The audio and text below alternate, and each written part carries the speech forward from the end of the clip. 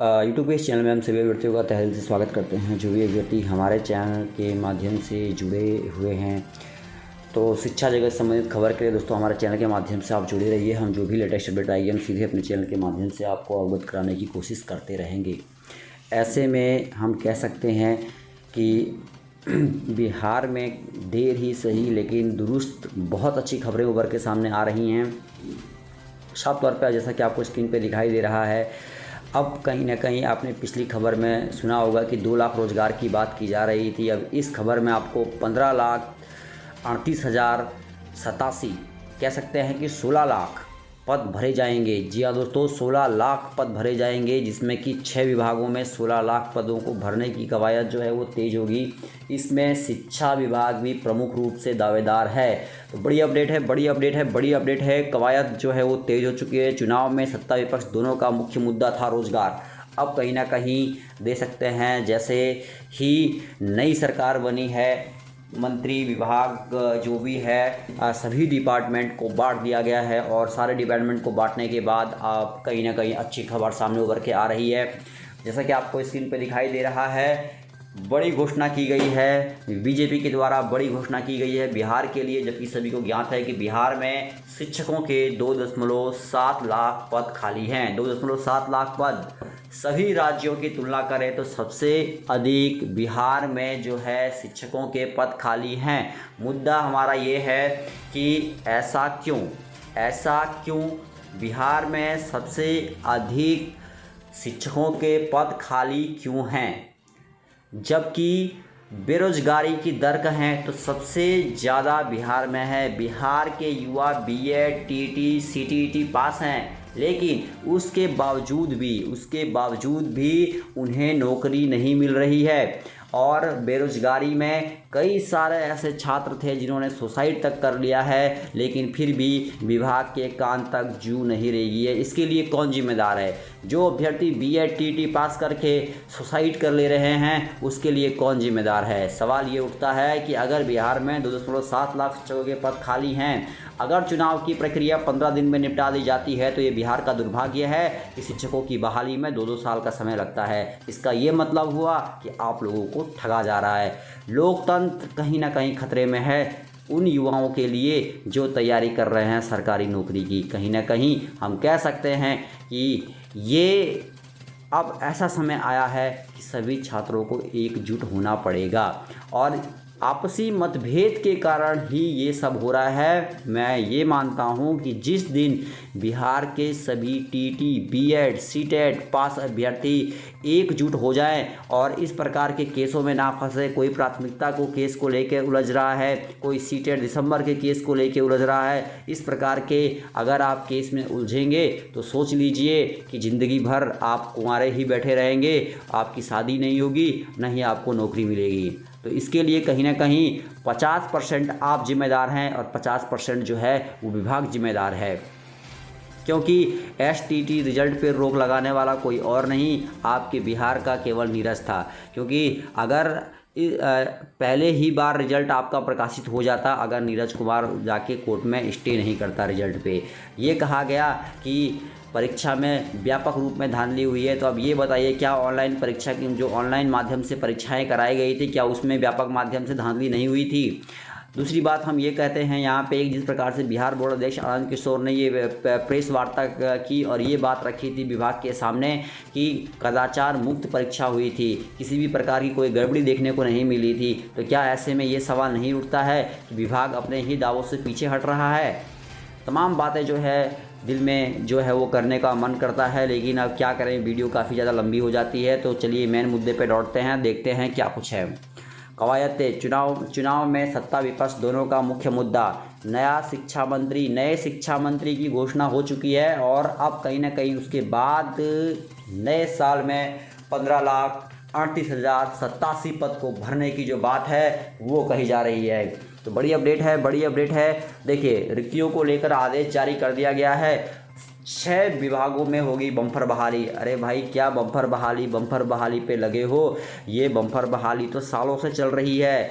ये युवाओं को ठगा जा रहा है। अब तो मैं ये भी कहूँगा चाहे शिक्षा विभाग हो, चाहे वहाँ का न्यूज़पेपर लिखने वाला एडिटर हो, हर एक ही न्यूज़पेपर में दो प्रकार की खबरें आती हैं। पहली खबर यह आती है कि सीटेट दिसंबर को जो है बहाली से बाहर कर दिया गया है। दोबारा खबर आती है कि सीटेट दिसंबर को बहाली के भीतर कर दिया गया है।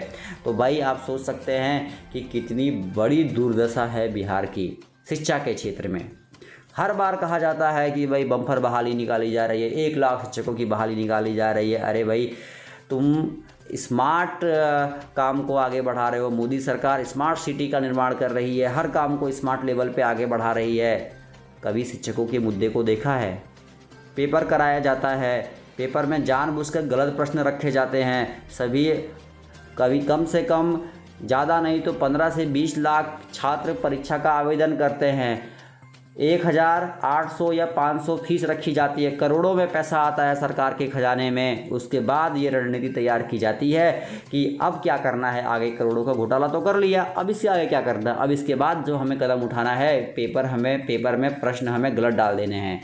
पेपर में प्रश्न गलत डाल दिए जाते हैं, उसके बाद अभ्यर्थी मानसिक संतुलन बिगड़ जाता है, क्योंकि वो तो पढ़ाई करके जाते हैं। उसके बाद गलत प्रश्न दिए जाते हैं।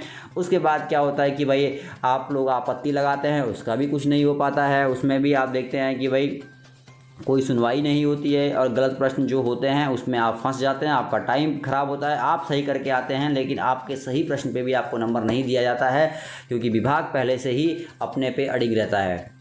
फिर उसके बाद क्या होता है, कोर्ट का दरवाज़ा खटखटाया जाता है, वहाँ भी आपका पैसा लगता है। तो आप अनुमान लगाइए 800 रुपये में आपने फॉर्म भरा, उसके बाद आपको आपत्ति लगाने के लिए एक प्रश्न पे 1000 रुपया रखा जाता है, जैसा कि आपने सीटेट में देखा होगा। उसके बाद 1000 रुपया आपको वहाँ देना होता है। फिर उसके बाद भी जब विभाग कोई कार्रवाई नहीं करता है, उसके बाद आपको कोर्ट जाना होता है, कोर्ट जाके भी आपको पैसा देना होता है। इस प्रकार से जो विभाग की झोली है वो भरती जाती है और इतना ज़्यादा भर जाती है कि उसके बाद इक्का दुक्का जो बहाली होती है, यानी कि जो इक्का दुक्का शिक्षकों की नियुक्ति होती है, उसी आपके ही पैसे पे उन्हें नौकरी दे दी जाती है।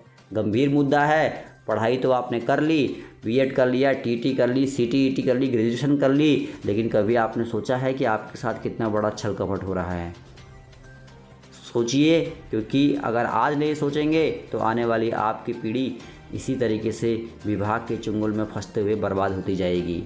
मुद्दा गंभीर है। चलिए, जैसा कि आपको स्क्रीन पे दोस्तों दिखाई दे रहा है, यहाँ पे आप देख सकते हैं विभिन्न विभागों से कहा गया है कि भाई रिक्तियाँ मांगी गई हैं, और मैं आपको दिखा देता हूँ। यहाँ पे देखिए चुनाव में ये कवायद, अब देखिए यहाँ पे शिक्षा विभाग में देखिए प्रोफेसर से प्राइमरी टीचर, माध्यमिक शिक्षकों तक देखिए लिखा है 10,84,001 पदों पर। बहुत बड़ी अपडेट है। इतनी डींगे कैसे मार लेता है विभाग, मेरे को ये समझ में नहीं आता कि करना तो कुछ होता नहीं है, लेकिन इतनी बड़ी बड़ी डींगे कैसे फूंक लेता है विभाग, ये बड़ी बात है। ये देखिए भाई, यहाँ देखिए नीचे, मैं शिक्षा पे आ जाता हूँ क्योंकि हमारा मेन मुद्दा शिक्षा ही है। देख सकते हैं, ये देखिए नीचे प्रोफेसर से प्राइमरी टीचर तक 1,84,001 पदों पर नियुक्ति, 1,84,001 पदों पे नियुक्ति। अब ये देखिए भाई, 1,84,001 पदों, ये क्या मतलब है भाई? 1,84,001 पदों पे नियुक्ति, ये कौन सी नियुक्ति है? अरे भाई सरकार बन चुकी है, ये कौन कौन सी नियुक्तियां सामने आ रही हैं? अभी 33,000 माध्यमिक शिक्षकों की बहाली की बात कही जा रही है कि 33,000 +2 माध्यमिक विद्यालयों में शिक्षकों की नियुक्ति होगी।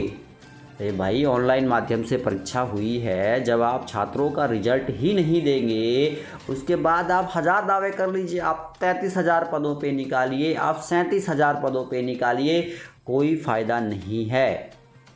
रिटायर्ड शिक्षकों को कम सैलरी देकर विभाग अपना काम कर रहा है, और बेरोजगार युवा व्हाट्सएप पे हेलो हाय, उन्हें कहिए रिस्पेक्ट दें, उन्हें कहिए गलती हो गई उनसे माफ़ करें, उनकी वीडियो में ये कमी रह गई, उनकी वीडियो में ये है, आप यही खेलते रह जाइए, आपकी ज़िंदगी ऐसे ही कट जाएगी और विभाग अपनी तिजोरी को भरता रहेगा। बहुत गंभीर मुद्दा है, बहुत गंभीर मुद्दा है, कोई सोचने को तैयार नहीं है। सोचिए अगर चाहते हैं कुछ बनना तो, नहीं तो ज़िंदगी भर व्हाट्सएप पे हेलो हाय और यही करते रह जाएंगे कि उस वीडियो में ये आया था, उसका कमेंट ये था, उसने मुझे ये बोल दिया, उसको कहो कि सॉरी बोले, उसको कहो कि हेलो बोले, यही सब खेलते रह जाएंगे आप व्हाट्सएप में, और आपका जीवन वहीं समाप्त हो जाएगा। ठीक है, मुद्दा गंभीर है, सोचिए, सोचने का मौका आपके पास है। चलिए इस वीडियो में इतना ही। वीडियो काफ़ी लंबी हो जाती है क्योंकि मुझे पसंद है कि मैं जब किसी मुद्दे को लेता हूँ तो उसे अंत तक ले जाता हूँ। ठीक है, धन्यवाद दोस्तों, जय हिंद।